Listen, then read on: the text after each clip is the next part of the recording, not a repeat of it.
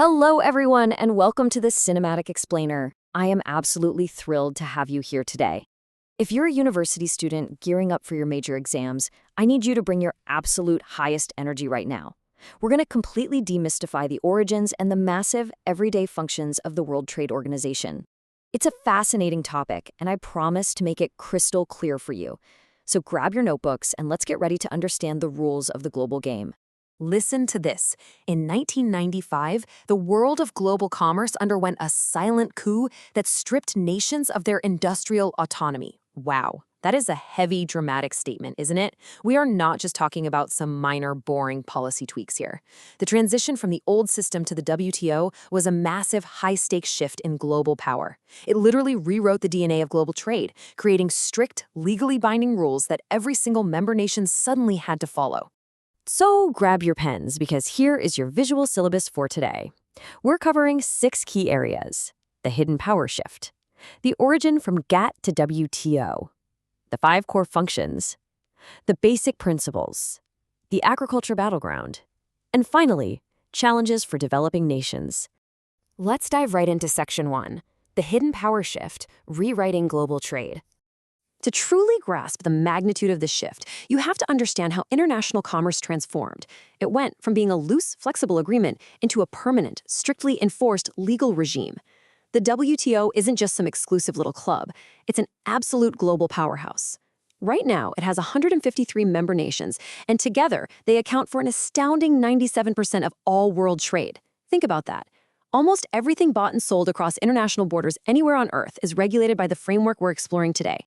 Moving on to Section 2, Origin, GATT to WTO, tracing the history.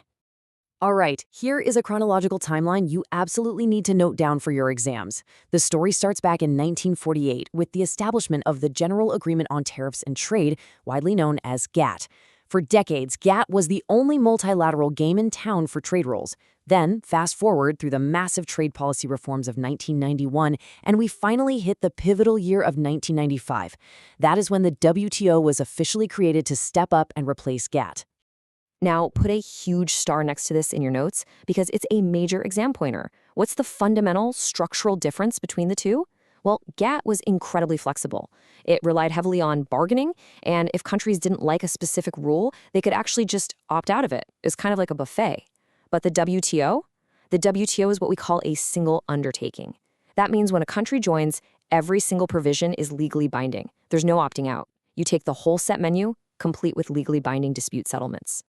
That brings us to Section 3, the 5 core WTO functions, the referees of the game. Think of the WTO as the active referees managing this incredibly complex game of international trade. You'll want to write these 5 exact core functions down. Ready? First, they facilitate the implementation and operation of the trade agreements. Second, they provide a permanent forum for ongoing trade negotiations. Third, and this is a big one, they settle international trade disputes to enforce the rules. Fourth, they actively monitor national trade policies to keep things transparent. And fifth, they cooperate directly with the IMF and the World Bank to keep global economic policies running smoothly together.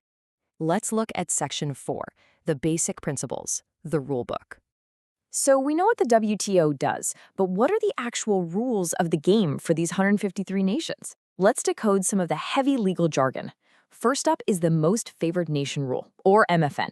Now, despite how it sounds, it actually means treating everyone equally. It's a strict non-discrimination rule. So if your country grants a special favor to one nation, like lowering a customs duty on their steel, you have to instantly grant that exact same favor to all other WTO members. It levels the playing field for everyone. Now, contrast that with the national treatment policy. Definitely highlight the difference between these two for your tests. While MFN is about not playing favorites among your foreign trading partners, national treatment is about not discriminating against foreigners in favor of your own local producers. Meaning, once a foreign product legally enters your domestic market, you have to treat it just as favorably as a locally made good. No secretly slapping high domestic taxes on imported items just to protect your own industries. There are 3 more foundational principles to jot down quickly. First, reciprocity. It's a fair exchange. If you lower your trade barriers, I'll lower mine. Second, binding and enforceable commitments. Once you open a market, you lock that promise in, and it's backed by the dispute settlement system. And finally, safety valves. Because sometimes emergencies happen. Governments are given specific, justified flexibilities to restrict trade, like if they need to protect human health or ensure fair competition. Moving to Section 5, the Agriculture Battleground, Agreement on Agriculture. Agriculture is without a doubt the most intense battleground inside the WTO. It's where the interests of developed and developing nations clash constantly. To make sense of the wildly complex domestic support boxes, just think of a traffic light. Amber box means caution. These are trade-distorting subsidies like paying farmers just to produce more, which countries are supposed to reduce. The blue box is for direct payments linked to programs that actually limit production. Places like the EU and Japan use this. And the green box? Green means go. These are subsidies that don't distort trade, like environmental protection funding, and they are totally exempt from reduction. However, the agriculture agreement is heavily criticized by several groups. Organizations like the Institute for Agriculture and Trade Policy have raised major red flags.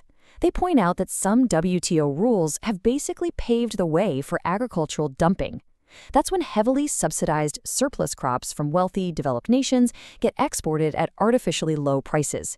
Combine that with a few massive multinational corporations dominating the market, and it can be absolutely devastating for local farmers and rural economies in developing nations. Which leads us to our final section, Section 6, Challenges for Developing Nations, an Uneven Playing Field. We need to look squarely at the systemic hurdles developing countries face in this system. Remember that compulsory dispute settlement process we talked about? Well, studies show it actually has a brilliant compliance rate, around 83%. But developing nations rarely use it. Why? It boils down to three massive roadblocks. First, they often lack specialized legal expertise and highly complex international trade law. Second, the financial cost is staggering. Hiring top-tier outside counsel is just too expensive. And third, there is a very real fear of political and economic retaliation from more powerful nations if they dare to file a complaint. So, as we wrap up today's explainer, I want to leave you with a provocative question to chew on for your future assignments. Can the WTO's binding single undertaking, where one strict, uncompromising set of rules applies to absolutely everyone, ever truly balance the wildly different economic realities of highly developed nations and emerging developing countries? It's a tough puzzle with no easy answers, but understanding these mechanisms is your very first step to solving it. Keep studying hard, keep asking the big questions, and I will see you in the next explainer.